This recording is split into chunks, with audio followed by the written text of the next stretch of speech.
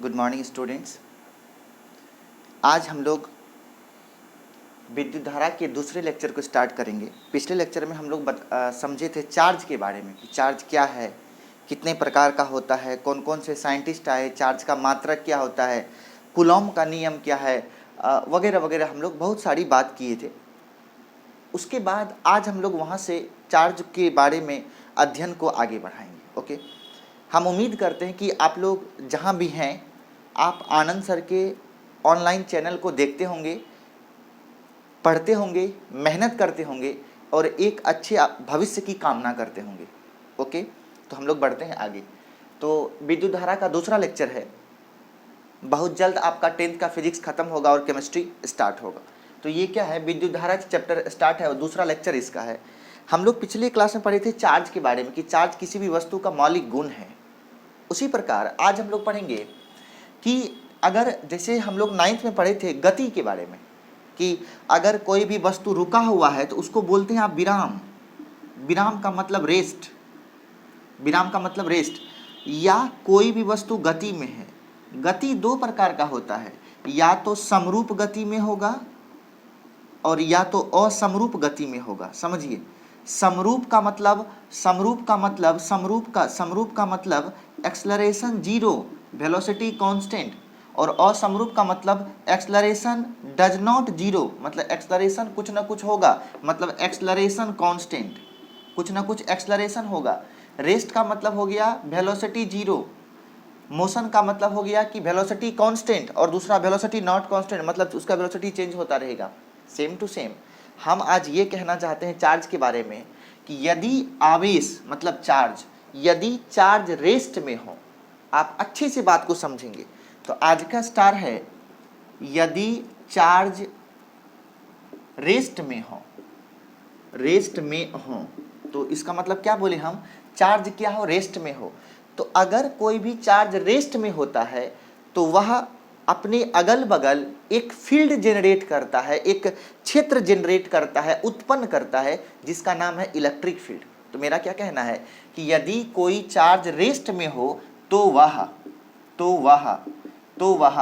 Electric field उत्पन्न करता है का मतलब प्रोड्यूस करता है, उत्पन्न करता है, पहला स्टार है। और इलेक्ट्रिसिटी का हर एक स्टार सर एक पर एक होगा।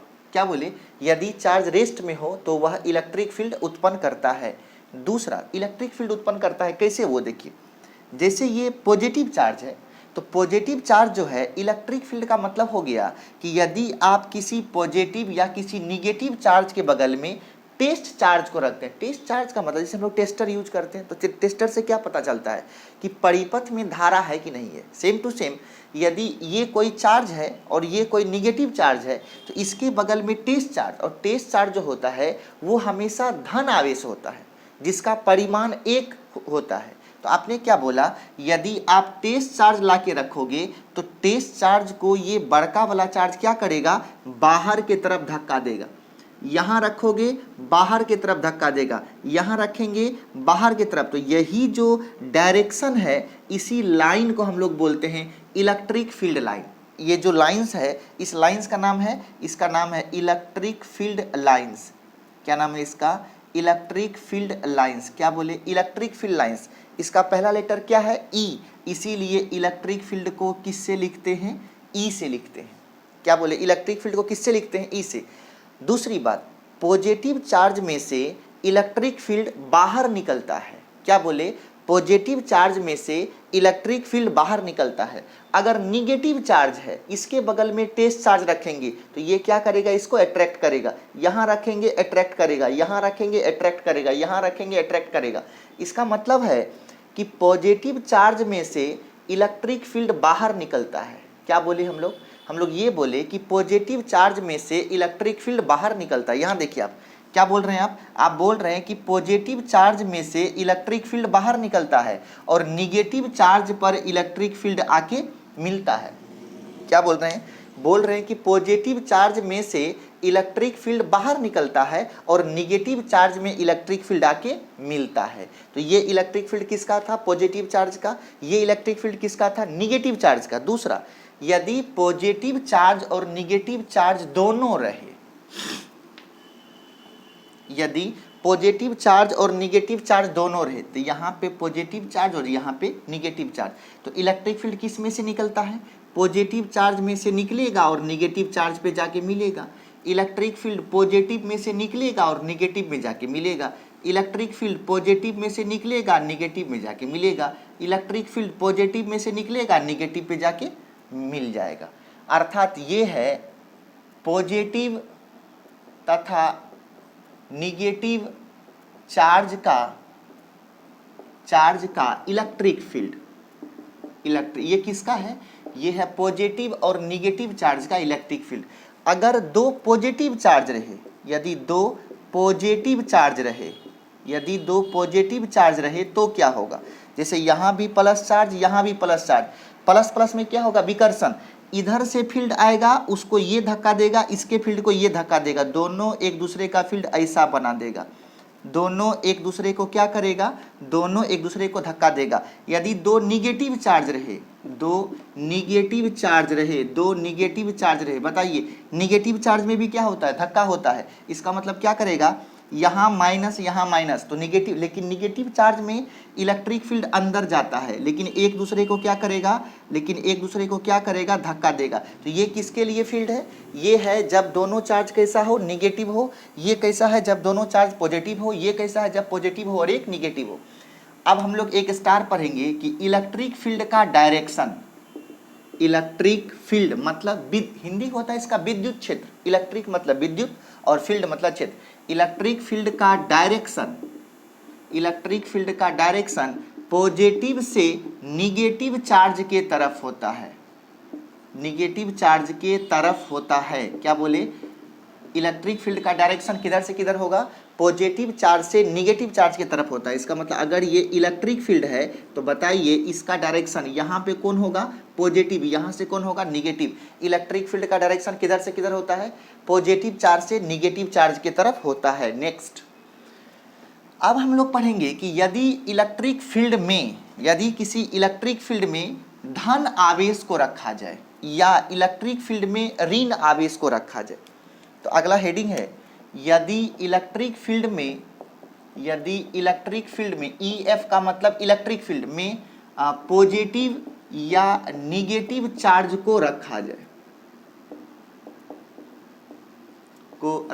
पॉजिटिव या निगेटिव चार्ज को क्या बोले? यदि इलेक्ट्रिक फील्ड में पॉजिटिव चार्ज या निगेटिव चार्ज को रखा जाए। आइए जरा सा दोनों बात को देखते हैं। आपके पास ये क्या है? ये आपका इलेक्ट्रिक फील्ड है। ये क्या है? ये इलेक्ट्रिक फील्ड है। यहाँ भी देख लेते हैं, ये क्या है? इलेक्ट्रिक। ये किसका डायरेक्शन है? ये डायरेक्शन है किसका? इलेक्ट्रिक फील्ड का। अगर ये इलेक्ट्रिक फील्ड है, अगर ये भी इलेक्ट्रिक फील्ड है, तो हमने क्या बोला? इलेक्ट्रिक फील्ड होता है पॉजिटिव से निगेटिव की तरफ। ये भी किधर होगा? पॉजिटिव से निगेटिव की तरफ। आपने क्या बोला? यदि इलेक्ट्रिक फील्ड में प्लस या माइनस चार्ज को रखा जाए। मान लो इलेक्ट्रिक फील्ड में प्लस चार्ज रख दिया, मान लो इलेक्ट्रिक फील्ड में माइनस चार्ज रख दिया। क्या बोले? यहाँ पे इलेक्ट्रिक फील्ड में कैसा चार्ज है? प्लस चार्ज है। यहाँ पे इलेक्ट्रिक फील्ड में कैसा चार्ज है? माइनस चार्ज है। ओके, तो क्या होता है देखिएगा, प्लस चार्ज पर किधर बल लगेगा? इस प्लस चार्ज को निगेटिव चार्ज खींचेगा और पॉजिटिव चार्ज धक्का देगा। इसका मतलब ये प्लस चार्ज किधर जाएगा? इधर की तरफ जाएगा। ओके, उसी प्रकार इस निगेटिव चार्ज पे क्या होगा? माइनस चार्ज धक्का देगा, प्लस चार्ज खींचेगा, तो ये चार्ज इधर जाएगा। इसका मतलब है यदि पॉजिटिव या निगेटिव चार्ज को इलेक्ट्रिक फील्ड में रखा जाए तो उस पर एक बल अनुभव होता है। क्या बोले? यदि किसी पॉजिटिव चार्ज या निगेटिव चार्ज को किसी इलेक्ट्रिक फील्ड में रखा जाए तो उस पर एक प्रकार का बल अनुभव होता है और उस बल का मान, तो मान लो ये पॉजिटिव चार्ज है और इसका मैग्नीट्यूड है Q, ये निगेटिव चार्ज है, इसका भी मैग्नीट्यूड है Q। अब एक लाइन लिखेंगे, यदि किसी पॉजिटिव या निगेटिव चार्ज को किसी इलेक्ट्रिक फील्ड में रखा जाए तब पॉजिटिव चार्ज पर, यहाँ देखिए पॉजिटिव चार्ज पर इलेक्ट्रिक फील्ड के डायरेक्शन में बल लगता है और निगेटिव चार्ज पर इलेक्ट्रिक फील्ड के विपरीत डायरेक्शन में बल लगता है। पॉजिटिव चार्ज पर इलेक्ट्रिक फील्ड के डायरेक्शन में बल लगता है और निगेटिव चार्ज पर इलेक्ट्रिक फील्ड के विपरीत डायरेक्शन में बल लगता है। पॉजिटिव चार्ज पर इलेक्ट्रिक फील्ड के डायरेक्शन में बल लगता है और निगेटिव चार्ज पर इलेक्ट्रिक फील्ड के विपरीत डायरेक्शन में बल लगता है जिस बल का परिमाण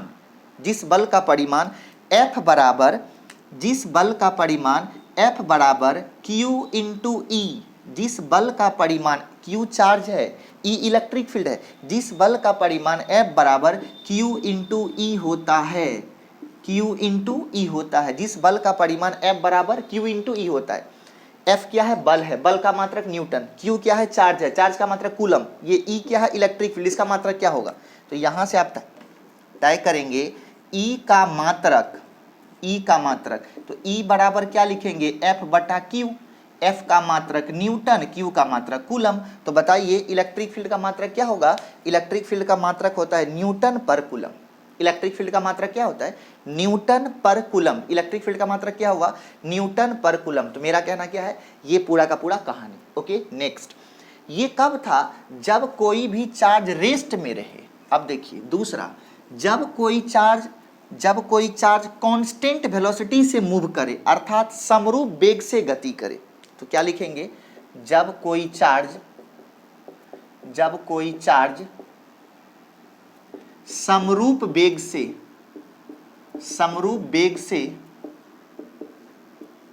गति करे तो वह आप समझेंगे, जब कोई चार्ज समरूप वेग से गति करता है तो वह इलेक्ट्रिक फील्ड और मैग्नेटिक फील्ड, मतलब विद्युत, अगला चैप्टर है चुंबक। इलेक्ट्रिक फील्ड और मैग्नेटिक फील्ड मतलब विद्युत क्षेत्र और चुंबकीय क्षेत्र दोनों उत्पन्न करता है, लेकिन विकिरण उत्पन्न नहीं करता। क्या बोले? जब कोई चार्ज रेस्ट में रहेगा तो वह केवल इलेक्ट्रिक फील्ड उत्पन्न करेगा, जब कोई चार्ज समरूप वेग से गति करेगा तो वह इलेक्ट्रिक फील्ड और मैग्नेटिक फील्ड, तो वह इलेक्ट्रिक फील्ड और मैग्नेटिक फील्ड का मतलब विद्युत क्षेत्र, चुंबकीय क्षेत्र, मैग्नेटिक फील्ड दोनों उत्पन्न करेगा, लेकिन विकिरण उत्पन्न नहीं करेगा। क्या बोले? जब कोई चार्ज समरूप वेग से गति करे तो वह इलेक्ट्रिक फील्ड मतलब विद्युत क्षेत्र और मैग्नेटिक फील्ड चुंबकीय क्षेत्र दोनों उत्पन्न करेगा, लेकिन विकिरण उत्पन्न नहीं करेगा। अगला स्टार बहुत इंपॉर्टेंट स्टार है। जब कोई चार्ज असमरूप वेग से गति करे, अर्थात जब कोई असमरूप वेग का मतलब हो गया कि जब कोई चार्ज त्वरण में हो, ठीक है? तो लिखेंगे जब कोई चार्ज त्वरित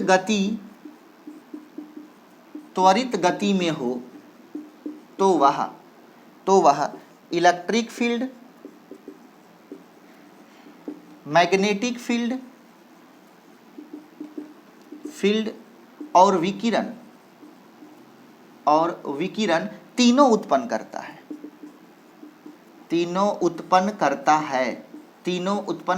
क्या कहना है? तीन बात है। जब चार्ज रेस्ट में रहेगा तो केवल इलेक्ट्रिक फील्ड, जब चार्ज समरूप वेग से गति करेगा तो वह इलेक्ट्रिक फील्ड और मैग्नेटिक फील्ड दोनों उत्पन्न करेगा। यदि कोई चार्ज त्वरित गति में हो, त्वरित गति का मतलब अगर वो एक्सलरेट का मतलब हो गया जिसका वेलोसिटी क्या हो? चेंज होता रहे। जैसे कि कभी कोई चार्ज 5 मीटर पर सेकेंड के वेग से गति कर रहा है, कुछ देर के बाद 6 मीटर पर सेकेंड के वेग से गति कर रहा है, तो क्या देखा आपने कि जब कोई चार्ज त्वरित गति में हो तो इलेक्ट्रिक फील्ड, मैग्नेटिक फील्ड और विकिरण तीनों उत्पन्न करता है। ओके, तो ये था। अब हम लोग को एक बात जानना है कि चार्ज और यहाँ पे दो चीज़ है, एक है इलेक्ट्रिक फील्ड और एक है मैग्नेटिक फील्ड। तो ये इलेक्ट्रिक फील्ड और मैग्नेटिक फील्ड जो होता है ये दोनों एक दूसरे के लंबवत होता है। अगर अर्थात ये हम कहना चाह रहे हैं यदि इलेक्ट्रिक फील्ड y एक्सिस पे होगा तो मैग्नेटिक फील्ड x एक्सिस पे होगा, अर्थात the angle between electric field and magnetic field is orthogonal, मतलब 90 डिग्री। इलेक्ट्रिक फील्ड और मैग्नेटिक फील्ड के बीच का कोण कितना होता है? 90 डिग्री। इलेक्ट्रिक फील्ड और मैग्नेटिक फील्ड के बीच का कोण कितना होगा? 90 डिग्री। ओके, अब हम लोग को जानना है कि आपने क्या बोला कि जब कोई किसी चार्ज को रेस्ट में रखेंगे तो वह क्या बनाएगा? तो ये सभी बात इलेक्ट्रिक फील्ड बनाएगा, मैग्नेटिक फील्ड बनाएगा, इलेक्ट्रिक फील्ड और मैग्नेटिक फील्ड के बीच का कोण कितना होगा, ये सभी चीज़ हम लोग जान गए। अब हम लोग ये जानेंगे कि आपके पास चार्ज है, समझिएगा, आपके पास चार्ज है, तो आपके पास जो चार्ज जमा है, तो अगर वो एक दूसरा बॉडी है जिसके पास कम चार्ज है, समझिएगा, हमने क्या बोला, एक बॉडी ए है। अब हम लोग जानेंगे विद्युत धारा के बारे में। अब हम लोग जानेंगे विद्युत धारा के बारे में। देखिए विद्युत धारा क्या, ये बॉडी है जिसके पास चार्ज अधिक है, चार्ज अधिक है। एक दूसरा बॉडी है बी जिसके पास चार्ज कम है, एक दूसरा बॉडी है बी जिसके पास चार्ज कम है। देखेंगे एक बॉडी ए है जिसके पास चार्ज अधिक है, एक बॉडी बी है जिसके पास चार्ज कम है। एक फॉर्मूला होता है Q बराबर सी भी, अर्थात C जो है वो कांस्टेंट है, तो हम लोग लिख सकते हैं Q समानुपाती भी। अर्थात आपको ये जानना पड़ेगा कि जिस पॉइंट का, जिस पर चार्ज अधिक होता है उसका वोल्टेज भी अधिक होता है। क्या बोले, जिस पॉइंट पर का चार्ज अधिक होगा वहाँ का वोल्टेज भी अधिक होगा, और जिस पॉइंट पर का चार्ज कम होगा वहाँ का वोल्टेज भी कम होगा। इसका मतलब यदि बॉडी ए के पास चार्ज अधिक है तो इसका मतलब इसका वोल्टेज भी अधिक है। यदि बी के पास चार्ज कम है इसका मतलब इसका वोल्टेज भी कम है। हम लोग को दो बात समझनी है। एक मान लेते हैं दो बॉडी है, एक बॉडी ए है और एक बॉडी बी है। तो ए के पास चार्ज क्या है, अधिक है, बी के पास चार्ज क्या है, कम है। तो जिसके पास चार्ज अधिक होगा, चार्ज किसका समानुपाती होता है, वोल्टेज का। इसका मतलब इस पॉइंट का ए जो है इसका वोल्टेज भी अधिक होगा। अब वोल्टेज क्या है हम लोग कुछ देर में समझेंगे। वोल्टेज क्या होगा, अधिक होगा, और यहाँ का जो वोल्टेज है जिसके चार्ज कम होगा तो वोल्टेज भी क्या क्या होगा, कम होगा। इसका मतलब है कि मान लीजिए आपके पास पैसा अधिक है और कोई सामने वाला पैसा कम है, तो अगर पैसे का ट्रांसफर हो तो किधर से किधर होना चाहिए, अधिक पैसे वाले से कम पैसे वाले की तरफ। सेम टू सेम यदि यहाँ पे आवेश का ट्रांसफर होगा, आवेश का स्थानांतरण होगा, तो आवेश किस में से निकल के किस में जाएगा, ए वाले बॉडी में से निकल के बी वाले बॉडी में जाएगा। और इस प्रकार चार्ज का फ्लो होगा, चार्ज का प्रवाह होगा, चार्ज का प्रवाह होगा। चार्ज का प्रवाह कैसे होता है, तो यदि आप इस दोनों को किसी कंडक्टिंग, किसी सुचालक तार से अगर आप जोड़ देते हैं, किसी सुचालक तार से अगर आप जोड़ देते हैं तो ए में से, बॉडी ए में से चार्ज निकल करके बॉडी बी में चला जाता है।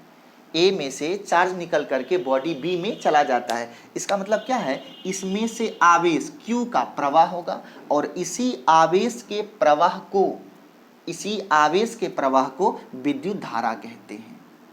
इसी आवेश के प्रवाह को क्या बोलेंगे, विद्युत धारा कहते हैं। तो आवेश का प्रवाह किधर से किधर होगा, अधिक चार्ज वाले बॉडी से कम चार्ज वाले बॉडी की तरफ, या जिसके पास अधिक चार्ज होगा उसका वोल्टेज भी अधिक होगा, और किससे जाएगा, अधिक वोल्टेज वाले बॉडी से कम वोल्टेज वाले बॉडी की तरफ चार्ज जाएगा। तो हम लोग को क्या पढ़ना है, विद्युत धारा क्या है। तो हम लोग क्या बोले अभी, आवेश के प्रवाह को विद्युत धारा किसे कहते हैं, आवेश के प्रवाह को विद्युत धारा कहते हैं। पहला पॉइंट लिखिए आप, आवेश के प्रवाह को विद्युत धारा कहते हैं, नंबर एक। अब देखेंगे तो सबसे पहली बात कि विद्युत धारा का दिशा किधर होता है। तो आपने क्या बोला कि आवेश के प्रवाह को विद्युत धारा कहते हैं। तो आवेश का मतलब होता है, जैसे आपने कहा कि 2, तो 2 का मतलब होता है +2। जैसे 3, तो 3 का मतलब -3 की +3, +3। उसी प्रकार आवेश का प्रवाह का मतलब होता है धन आवेश का प्रवाह। तो रियल में विद्युत धारा का डायरेक्शन होता है धन आवेश के दिशा में, ओके। लेकिन धन आवेश को हम लोग प्रोटॉन कहते हैं। प्रोटॉन कहाँ पे होता है, नाभिक में। और दुनिया का सबसे मजबूत बल है नाभिकीय बल। क्या बोले, दुनिया का सबसे मजबूत बल कौन होता है, नाभिकीय बल। इसीलिए वो सबसे मजबूत होने की वजह से वो टूटता नहीं है। तो नाभिक यदि टूटेगा नहीं तो प्रोटॉन मतलब धन आवेश उसमें से निकलेगा नहीं, धन आवेश निकलेगा नहीं तो उसका प्रवाह होगा नहीं। तो हम लोग एक कल्पना करते हैं कि मान लो कि इधर अच्छे लोग जा रहे हैं तो उधर से बुरे लोग भागेंगे, तो अगर इधर धन आवेश जा रहा है तो उधर से ऋण आवेश भागेगा। इसका मतलब धन आवेश के प्रवाह की दिशा में विद्युत धारा की दिशा होती है। तो धन आवेश को की प्रवाह तो करवा नहीं सकते, तब हम लोग बोलते हैं इलेक्ट्रॉन मतलब ऋण आवेश, इलेक्ट्रॉन के प्रवाह के विपरीत दिशा में विद्युत धारा की दिशा होती है। तो बताइए विद्युत धारा की दिशा किधर होती है, इलेक्ट्रॉन के प्रवाह के विपरीत दिशा में। अर्थात जिस डायरेक्शन में इलेक्ट्रॉन का फ्लो होता है उसके अपोजिट डायरेक्शन में करंट का डायरेक्शन होता है। कंप्लीट। अगला स्टार लिखेंगे, करंट जो है वो अदिश राशि है। करंट क्या है, अदिश राशि है, वो सदिश नहीं है। मतलब करंट को डायरेक्शन से कोई मतलब नहीं है, उसको केवल मतलब है परिमाण से। 5 एम्पियर, 2 एम्पियर, 1 एम्पियर अभी हम लोग देखेंगे। तो क्या है, करंट जो है वो कैसा है, अदिश है कि सदिश है। तो क्या लिखेंगे, अदिश राशि है। अर्थात उसके पास कोई दिशा नहीं होता है।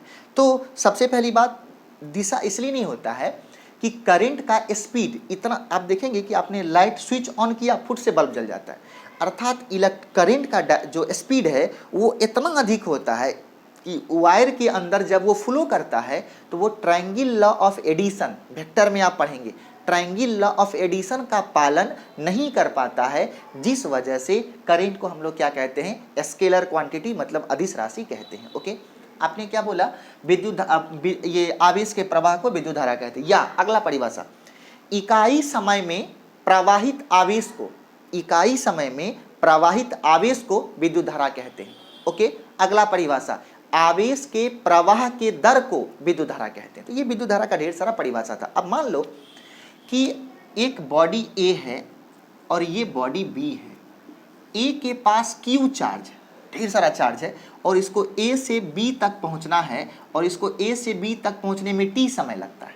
कितना समय लगता है, टी समय, अर्थात टी समय में क्यू आवेश ए में से निकल के बी में पहुंच जाता है। क्या बोले हम लोग, लिखेंगे माना टी समय में या टी सेकेंड में क्यू आवेश ए से बी में प्रवाहित होता है, टी सेकेंड में क्यू आवेश बॉडी ए से बॉडी बी में प्रवाहित होता है। तो बताइए, इसीलिए इकाई सेकेंड में कितना आवेश प्रवाहित होगा, Q/T आवेश प्रवाहित होता है। ओके, तो हमने क्या कहा कि इकाई समय में प्रवाहित आवेश को, ये जो इकाई समय में प्रवाहित आवेश है, इसी को क्या बोलते हैं, विद्युत धारा, और इसी को क्या बोलेंगे हम लोग, विद्युत धारा। और विद्युत धारा को सूचित किससे करते हैं, I से। तो ये क्या हो गया, I बराबर Q/T, बहुत इंपॉर्टेंट फॉर्मूला है। तो फॉर्मूला क्या बना, I बराबर Q/T, इसीलिए आज के बाद बनेगा Q बराबर IT। क्या बनेगा आज के बाद, Q बराबर IT। Q बराबर क्या हो गया, IT। अब सवाल पूछेगा कि एक बॉडी से, ऐसे सवाल पूछेगा, 5 सेकेंड में वस्तु A से B में 20 कूलम, 5 सेकेंड में वस्तु A से B में 20 कूलम का आवेश प्रवाहित होता है, तो बताइए विद्युत धारा का मान कितना होगा। तो I बराबर क्या होता है, Q/T, ये 20 कूलम, ये 5 सेकेंड, तो 20/T हमेशा सेकेंड में होना चाहिए, और ये हमेशा कूलम में, अगर नहीं है तो बनाइए। बाय द वे, कभी T दे दिया मिनट में तो उसको सेकेंड में बनाइए, T दे दिया घंटा में उसको सेकेंड में बनाइए। तो ये क्या होगा, Q/T, मतलब क्या, 20 कूलम का आवेश है और ये 5 सेकेंड है, तो 20 में 5 से भाग दीजिए 4, तो क्या हो गया कूलम, तो ये क्या बन गया 4, तो धारा कितना हो गया 4। अब 4 मात्रा क्या होगा वो देखेंगे। आपसे पूछेगा कि अब यहाँ देखिए इस फॉर्मूला कैसे यूज करेंगे, आपसे बोलेगा कि एक वायर में 5 एम्पियर की धारा 2 सेकेंड तक प्रवाहित होती है, तो बताइए उससे कितना चार्ज फ्लो होगा, 5 एम्पियर 2 सेकेंड, 5 दूना 10, आवेश का मात्रा कूलम, तो 10 कूलम का चार्ज उससे प्रवाहित होगा। मतलब ऐसा कोई भी सवाल आएगा तो आप उसको ट्राई कर सकते हैं। ओके, नेक्स्ट, आवेश, ये विद्युत धारा का मात्रक। अब हम लोग पढ़ेंगे विद्युत धारा का मात्रक। विद्युत धारा का मात्रक क्या होता है, देखेंगे विद्युत धारा का मात्रक क्या होता है। तो अगला हेडिंग है विद्युत धारा का मात्रक। विद्युत धारा का मात्रक, विद्युत धारा का मात्रक क्या होता है, जरा ये देखिए। सबसे पहली बात, आपने क्या बोला, I बराबर Q/T। Q क्या है, Q है कूलम, T क्या है, सेकेंड। तो क्या पढ़ेंगे हम लोग, कूलम पर सेकेंड। क्या पढ़ेंगे, कूलम पर सेकेंड। तो विद्युत धारा का मात्रक क्या हो गया, कूलम पर सेकेंड, और इसी कूलम पर सेकेंड को एम्पियर कहते हैं। क्या बोले, ये जो कूलम पर सेकेंड है, इसी कूलम पर सेकेंड का क्या नाम है, एम्पियर। कूलम पर सेकेंड का नाम क्या, एम्पियर। ये जो एम्पियर है, इसको आप या तो कैपिटल A से लिख सकते हैं या इसको AMP से लिख सकते हैं। ये दोनों तरीका है लिखने का, कैपिटल A भी लिख सकते हैं या AMP भी लिख सकते हैं। तो ये क्या है, विद्युत धारा का मात्रक क्या होता है, कूलम पर सेकेंड या एम्पियर। ये SI मात्रक है। तो विद्युत धारा का SI मात्रक क्या हो गया, एम्पियर कहिए या कूलम पर सेकेंड कहिए। ओके, आप देखेंगे तो 1 एम्पियर का मतलब, मीनिंग ऑफ 1 एम्पियर, 1 एम्पियर का क्या मीनिंग होता है। आपने क्या बोला, I बराबर Q/T, तो I हो गया 1 एम्पियर बराबर 1 कूलम बटा 1 सेकेंड। इसको समझिए, 1 कूलम बटा 1 सेकेंड। अब इसको हम पढ़ेंगे और आप कॉपी में लिखेंगे। अर्थात यदि किसी तार से, मान लो ये कोई वायर है, यदि किसी तार से 1 सेकेंड में 1 कूलम का आवेश प्रवाहित होता है। यदि किसी ये कोई वायर है, कोई तार जो आपके घर में लगा हुआ है, जैसे एल्युमिनियम का वायर, कॉपर का वायर, आयरन का वायर, ऐसा कुछ भी है, तो क्या बोला कि यदि किसी तार से पर सेकेंड, मतलब हर 1 सेकेंड, मतलब 1 सेकेंड तक फ्लो होके बंद हो गया तब नहीं, हर 1 सेकेंड, मतलब 1 सेकेंड, फिर अगले सेकेंड, फिर अगले सेकेंड, फिर अगले, मतलब क्या, हर 1 सेकेंड में यदि 1 कूलम का आवेश प्रवाहित होगा तो उससे बने धारा को 1 एम्पियर कहेंगे। यदि हर 1 सेकेंड 2 कूलम आवेश प्रवाहित होगा 2 एम्पियर कहेंगे। यदि हर 1 सेकेंड 3 कूलम आवेश प्रवाहित होगा तो उसे 3 एम्पियर कहेंगे। अर्थात प्रति सेकेंड या पर सेकेंड किसी चालक से यदि 1 कूलम का आवेश प्रवाहित होता है तो उससे बने धारा को 1 एम्पियर कहते हैं। उससे बने धारा को क्या बोलेंगे? 1 एम्पियर कहते हैं। ओके, अब एक स्टार लिखेंगे। विद्युत धारा की दिशा, विद्युत धारा की दिशा, एक स्टार इसमें हम बोलेंगे, आप उसको नोट करेंगे। विद्युत धारा की दिशा हमेशा हाई पोटेंशियल, मतलब उच्च विभव से निम्न विभव की तरफ होता है। क्या बोले? विद्युत धारा की दिशा हमेशा हाई वोल्टेज से लो वोल्टेज की तरफ होता है। क्या बोले? विद्युत धारा की दिशा हमेशा हाई वोल्टेज से लो वोल्टेज की तरफ होता है। ओके, मतलब हाई पोटेंशियल से लो पोटेंशियल। मतलब ये कहना है यदि यहाँ का वोल्टेज 5 वोल्ट और यहाँ का वोल्टेज 2 वोल्ट, बताइए विद्युत धारा किधर से किधर जाएगा? 5 वोल्ट से 2 वोल्ट की तरफ जाएगा। तो विद्युत धारा का दिशा किधर से किधर होता है? हाई वोल्टेज से लो वोल्टेज की तरफ होता है। ओके, तो अब हम लोग लगे हाथ ये समझेंगे कि विद्युत धारा के प्रवाह का कारण क्या है। तो विद्युत धारा के प्रवाह का मेन कारण है विभव में अंतर। यहाँ विभव मतलब वोल्टेज। ओके, तो विभव में अंतर, यहाँ का विभव 5 वोल्ट और यहाँ का विभव 2 वोल्ट। तो इसका मतलब है कि विभव में यदि अंतर है तो विद्युत धारा हाई वोल्टेज से लो वोल्टेज की तरफ जाएगा। अगर यहाँ भी 5 वोल्ट हो जाता तब विद्युत धारा किधर से किधर जाता? तब विद्युत धारा का प्रवाह नहीं होता। क्यों? क्योंकि विद्युत धारा का प्रवाह तभी संभव होता है जब विभव में कुछ ना कुछ अंतर हो। अगर विभव में अधिक अंतर है तो विद्युत धारा तेज फ्लो करेगा, यदि विभव में कम अंतर है तो विद्युत धारा स्लो फ्लो करेगा। कैसे? जैसे कोई बैटरी फुल चार्ज है तो देखेंगे करंट अधिक देगा, बैटरी धीरे धीरे डाउन हो रहा है तो उसका करंट भी क्या होगा? कम देगा। देखेंगे आपका जो बल्ब है वो डीम जलेगा। टॉर्च में भी ऐसा होता होगा जी। तो यही है विद्युत धारा के प्रवाह का कारण। अगला हेडिंग हम लोग समझेंगे विभव। अगला हेडिंग होगा हम लोगों का विभव। बहुत इंपॉर्टेंट टर्म है ये विभव। विभव किसे कहते हैं देखेंगे, विभव क्या है। तो सबसे पहली बात, अगला हेडिंग है हम लोग का विभव। विभव, इसी को हम लोग कहते हैं पोटेंशियल या इसी को कहते हैं वोल्टेज। जो भी मेरे मुंह से निकल जाए आप माफ करेंगे, वोल्टेज बोलते पोटेंशियल बोलते। हालांकि वोल्टेज और पोटेंशियल थोड़ा सा अलग अलग वर्ड है, लेकिन हम लोग अभी 10th में है तो दोनों को हम एक साथ अगर पढ़ा दें तो कोई बुरा मानने वाली बात नहीं है। आइए, विभव क्या है? विभव कहते हैं कि मान लो आपने क्या किया, छत पे 2-4 ईंट रखा हुआ है ऐसा, या एक बोरा रखा हुआ है आपको, या कोई और चीज़ रखा हुआ है, तो आपको मम्मी बोलती है कि जाओ बाबू और उसको उठा के लाओ। तो हम लोग गए, उसे उठाएं, फिर नीचे रूम में लेके आए। तो क्या होता है कि इस दौरान आप एक कार्य करते हो तो वो कार्य जो है वो कार्य कहाँ गया? वो कार्य, वो जो बोरा था उस बोरा में पोटेंशियल एनर्जी के रूप में जमा हो गया। उस बोरा में पोटेंशियल एनर्जी के रूप में जमा। कैसे? देखिए आप, पहले बोरा छत पे था, अब बोरा जमीन पे, यहाँ नीचे रूम में है। अर्थात बोरा छत पर से रूम में आ गया तो उसका पोटेंशियल एनर्जी में क्या हुआ? चेंज हुआ। और वो चेंज किस कारण से हुआ? क्योंकि आपने कुछ एनर्जी लॉस किया, उसमें आपने इन्वॉल्व कराया कुछ एनर्जी, तो यहीं पे एनर्जी का ट्रांसफर हुआ। उसी प्रकार मान लो कि कहीं पे बहुत सारा आवेश जमा है, कहीं पे बहुत सारा आवेश, जैसे कि मान लो कटैया पावर हाउस में एक पावर प्लांट लगा हुआ है और वहाँ पे विद्युत का उत्पादन हो रहा है। तो क्या होगा? वहाँ से विद्युत निकल के हमारे घर तक पहुँच रहा है, हमारे फैन तक पहुँचता है, हमारे बल्ब तक पहुँचता है। तो वहाँ से यहाँ तक पहुँचने में कुछ ना कुछ कार्य करना पड़ता होगा? नहीं, कुछ ना कुछ कार्य करना पड़ता होगा। तो मान लो कि वहाँ पे क्यू चार्ज, मतलब बहुत ज़्यादा चार्ज उत्पादित है, तो सब चार्ज एक ही बार थोड़ी आता है, एक एक करके चार्ज, एक एक करके चार्ज, एक एक करके चार्ज आपके बल्ब तक, आपके फैन तक, आपके फ़ोन के चार्जर तक पहुँच रहा है।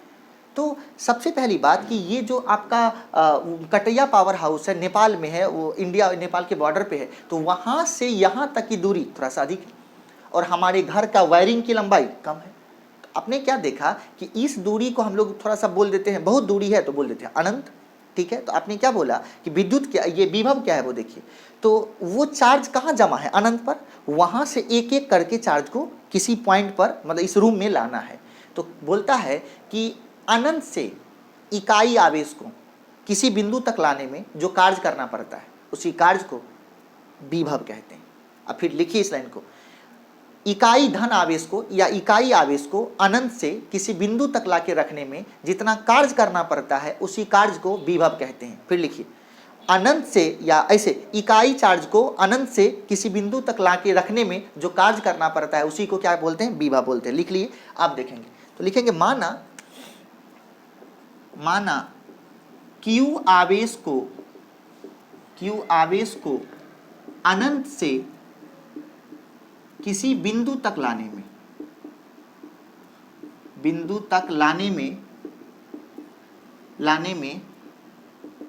W कार्य करना पड़ता है। समझिएगा क्या बोले, आपके पास चार्ज कितना है, Q है, कार्य कितना करना पड़ा, W कार्य करना पड़ा। W क्या है, वर्क मतलब कार्य। Q क्या है, आवेश।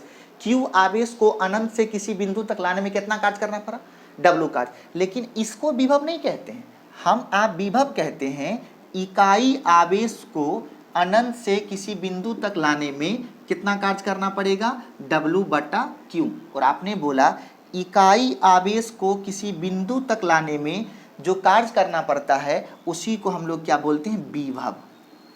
उसी को क्या बोलते हैं, विभव। विभव का अंग्रेजी क्या है, वोल्टेज। इसीलिए किससे लिखेंगे इसको, V से। तो V बराबर क्या हो गया, W/Q। मतलब W क्या है, कार्य है, Q क्या है, आवेश है। Q क्या है, आवेश है। अर्थात आज के बाद फॉर्मूला बनेगा V बराबर W/Q। V बराबर क्या बन गया, W/Q, या W बराबर क्या बनेगा, Q इंटू V। W बराबर क्या बनेगा, Q इंटू V। W बराबर क्या बनेगा, Q इंटू V। अब सवाल आपसे पूछेगा, 2 कूलम के आवेश को अनंत से किसी बिंदु तक लाने में 24 जूल का कार्य करना पड़ता है, तो बताइए वोल्टेज कितना होगा। 24 जूल 2 कूलम, 24/2 12 वोल्ट होगा उसका वोल्टेज कितना होगा, 12 वोल्ट। ओके, आपसे पूछेगा यदि 2 कूलम के आवेश को अनंत से किसी बिंदु तक लाने में 12 वोल्ट का वोल्टेज उत्पन्न होता है, तो बताइए कितना कार्य करना पड़ेगा। 2 कूलम 12 वोल्ट, 12 दूना 24, 24 जूल का कार्य करना पड़ेगा।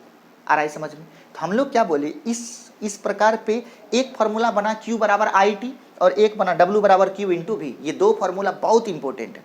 अब हम लोग देखेंगे वोल्टेज का मात्रक,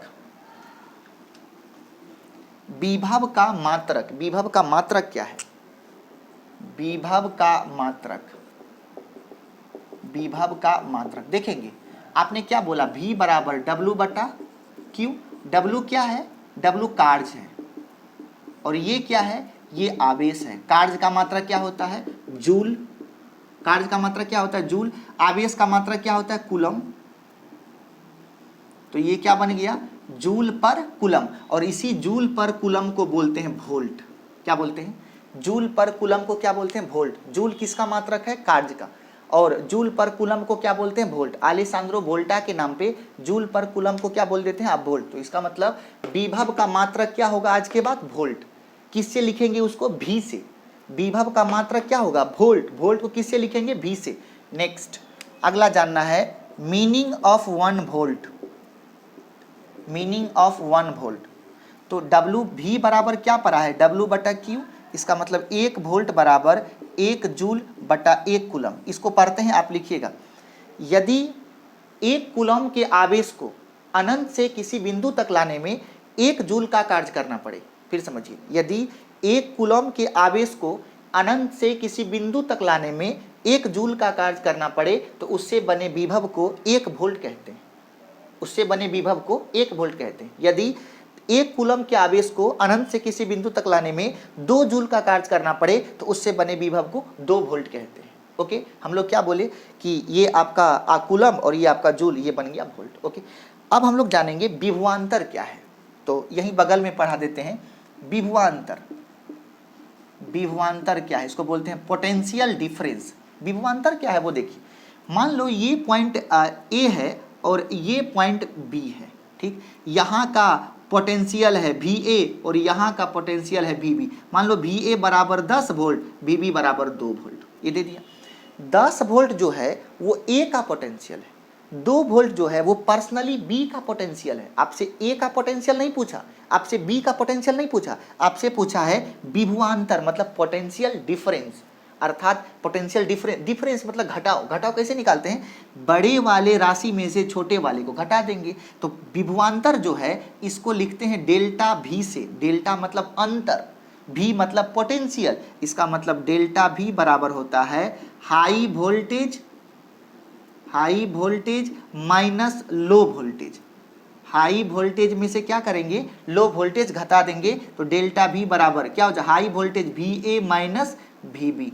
तो वी ए कितना है, वी ए डेल्टा भी बराबर, वी ए कितना है 10 वोल्ट, वी बी कितना है 2 वोल्ट, कितना हो गया 8 वोल्ट। आप समझिए विभवांतर क्या है, दो बिंदुओं के बीच के, दो बिंदुओं के ए और बी, दो बिंदुओं के बीच के विभव के अंतर को विभवांतर कहते हैं। दो बिंदुओं के बीच के विभव के अंतर को क्या बोलते हैं, विभवांतर कहते हैं। क्या यहाँ तक ओके है, दो बिंदुओं के बीच के विभव के अंतर को क्या बोलेंगे, विभवांतर कहते हैं। कंप्लीट। नेक्स्ट अब देखेंगे आप, तो ये था आपका विभवांतर क्या है, विभवांतर के बारे में। ओके, अब हम लोग पढ़ेंगे पदार्थ के प्रकार। पदार्थ के प्रकार, अगला हेडिंग है आपका कि विद्युत धारा के प्रवाह के आधार पर पदार्थ के प्रकार। पदार्थ के प्रकार क्या बोल रहे हैं, विद्युत धारा के प्रवाह के आधार पर, मतलब ये जो हम लोग पदार्थ को जो बांटेंगे तो ये उसका बंटवारा किस आधार पे है, ये है विद्युत धारा के प्रवाह। क्या प्रवाह मतलब हो गया किसमें से विद्युत धारा गुजरेगा और किसमें से नहीं गुजरेगा। ओके, तो इस प्रवाह के आधार पर ये जो पदार्थ है वो 4 प्रकार का होता है। कितने प्रकार का, 4 प्रकार का। नंबर एक होता है चालक, इसको बोलते हैं कंडक्टर, और इसी को बोलते हैं सुचालक। चालक बोलिए या सुचालक बोलिए। चालक क्या होता है, चालक कहते हैं वैसा पदार्थ जिससे विद्युत धारा आसानी से प्रवाहित हो सके, उसको क्या बोलेंगे, चालक। जैसे हो गया सोना, चांदी, एल्यूमिनियम, मैग्नीशियम, आयरन, ईटीसी, ये सभी क्या है, ये सभी क्या है, चालक का उदाहरण है। मतलब जितने सारे धातु हैं लगभग सभी के सभी चालक हैं, शीशा को छोड़ करके लगभग सभी के सभी चालक हैं। और सभी धातु क्या होता है, चालक, हम लोग केमिस्ट्री में पढ़ेंगे, लेकिन शीशा को छोड़ करके। और सबसे अधिक सुचालक या सबसे अधिक चालक कौन होता है, चांदी। बहुत इंपॉर्टेंट ऑब्जेक्टिव है। सबसे अधिक चालक कौन है, चांदी। सबसे अधिक चालक कौन है, चांदी। ओके, अब दूसरा होता है कुचालक। इसको बोलते हैं इंसुलेटर। कुचालक क्या बोलेंगे, इंसुलेटर। तो वैसा पदार्थ जिससे विद्युत धारा का प्रवाह संभव ना हो उसे क्या बोलते हैं, इंसुलेटर। वैसा पदार्थ जिससे विद्युत धारा का प्रवाह संभव ना हो उसे क्या बोलते हैं, इंसुलेटर। जैसे में हो गया पत्थर, हो गया ईंट, हो गया लकड़ी, हो गया।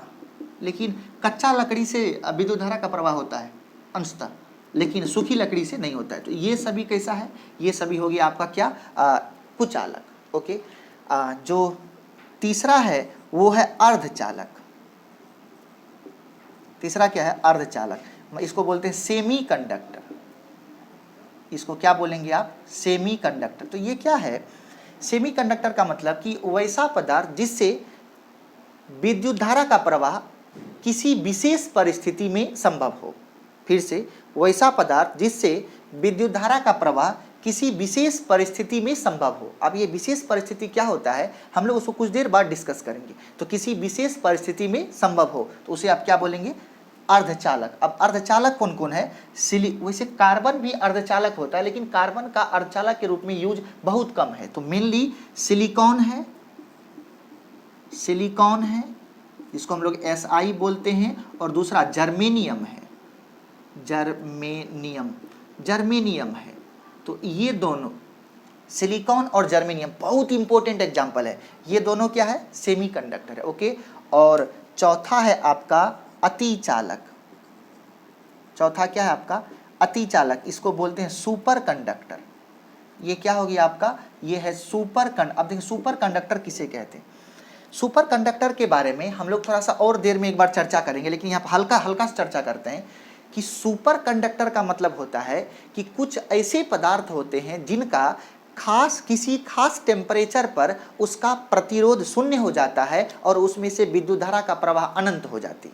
फिर से, इस दुनिया में कुछ ऐसे पदार्थ हैं जिनके ताप को कम करने पर, टेम्परेचर को कम करने पर उसका प्रतिरोध शून्य हो जाता है, जिस वजह से प्रतिरोध शून्य हो जाता है, जिस वजह से विद्युत धारा का मान अनंत हो जाता है, तो वैसे पदार्थ को अति चालक कहते हैं। दूसरी बात, क्या बोले, कम ताप पर, इसका मतलब है कि ये कोई भी पदार्थ अति चालक होता नहीं है, उसे बनाया जाता है। कैसे, फिर से, कोई भी पदार्थ अति चालक होता नहीं है, उसे बनाया जाता है। उसे कैसे बनाते हैं, तो उसे बनाते हैं उसका टेम्परेचर को कम करके। ठीक है, तो टेम्परेचर जब कम करते हैं तो उसका प्रतिरोध क्या होता है, कम हो जाता है और उस पदार्थ से विद्युत धारा का मान अनंत हो जाता है। ओके, हम उम्मीद करते हैं कि आप सभी आज की इस वीडियो को खूब अच्छे से देखे होंगे, इंजॉय किए होंगे, उसका नोट्स बनाए होंगे, न्यूमेरिकल्स बनाना स्टार्ट किए होंगे और हर एक पॉइंट को आप हम कुछ लाइंस को लिखते नहीं हैं, बोलते हैं। मेरे हर लाइन को वीडियो पॉज करके आप उसे अपने कॉपी में नोट करेंगे। Okay, thank you so much. आज यहाँ रोकते हैं। Thank you.